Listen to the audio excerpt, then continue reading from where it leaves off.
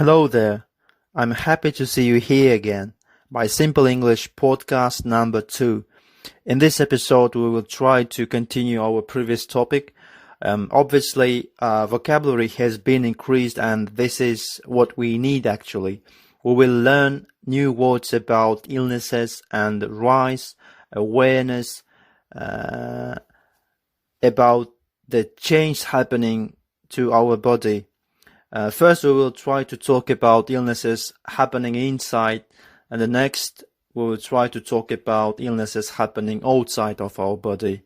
So find out more how our body undergoes this particular condition. In our daily life, we do hear frequent questions. The questions like, what's your favorite season? And the people react differently. Basically, people like each season in its own way. Different types of seasons are associated with different kinds of feelings, and most of them are positive. And I think that's totally natural, because people like being outside. And in my own case, I can say I love summer. It's some nice sunny days when you can eat out in the garden, riding bikes, go swimming and other exciting activities. And also autumn, a time when trees change their colors and they look really beautiful.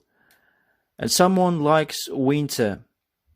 People have fun making snowmen, playing with each other, throwing snowballs. And of course spring. I'm sure everybody likes spring. Spring, there are spring flowers coming alive and blossom trees, and you feel fresh and soft air and the warm sun rays. And after long and dark winter days.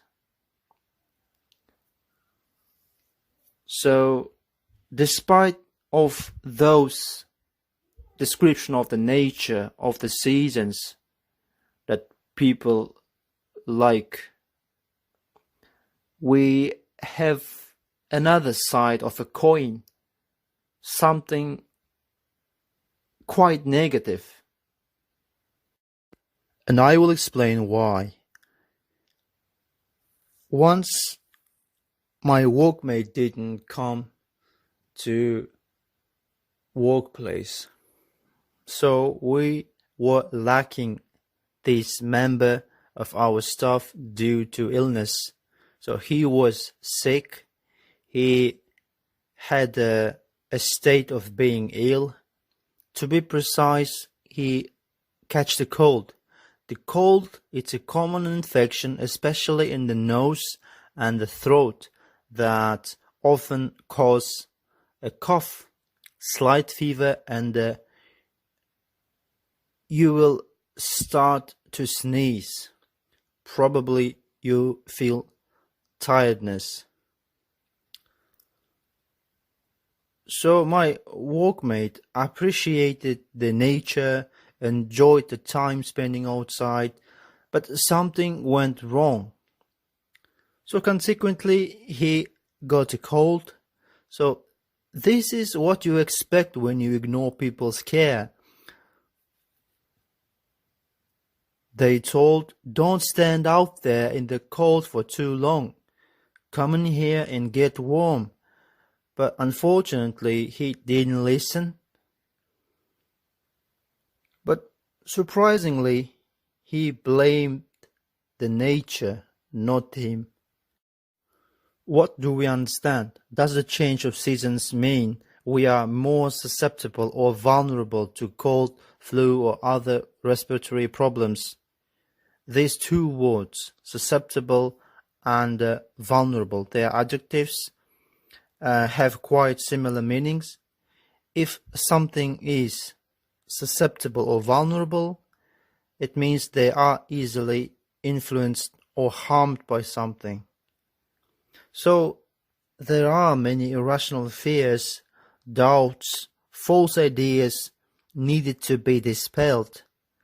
To dispel means to clear, making it true, usually by proving them wrong. So as a result, we can dispel that old myth that being cold can give you a cold.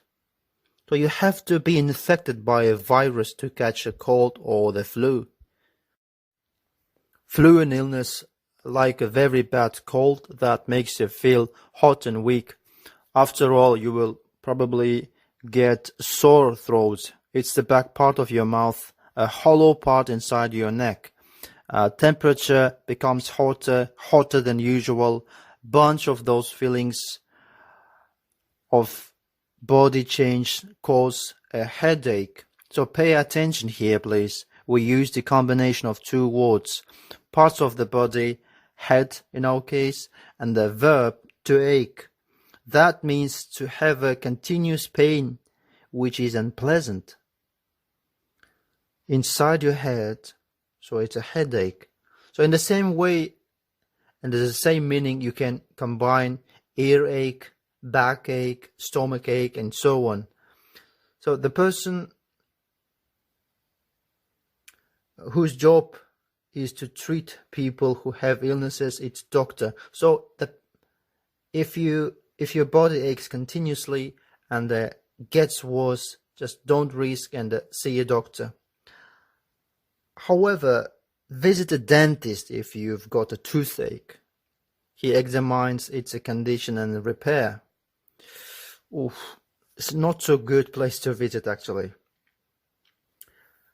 So it's not only thing happening to people, catching cold, catching flu.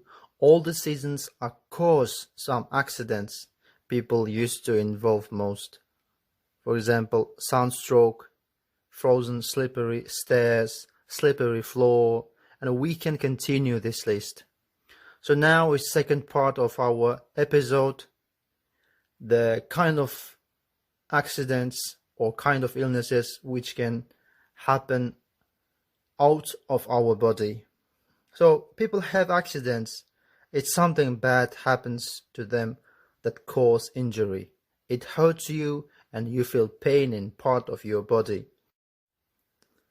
Just an example, because of frozen stairs you stepped on, you slipped and fall down, lying unconscious on the ground. Unconscious, this is a state when you are sleeping, because of you've been hit on the head. So after a while you woke up, you are in a pain, hands are difficult to move, place around elbow is bruised.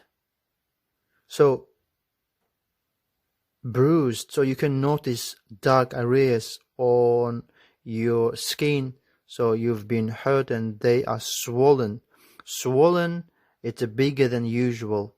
It's probably that bone of arm broken, damaged and separated into pieces.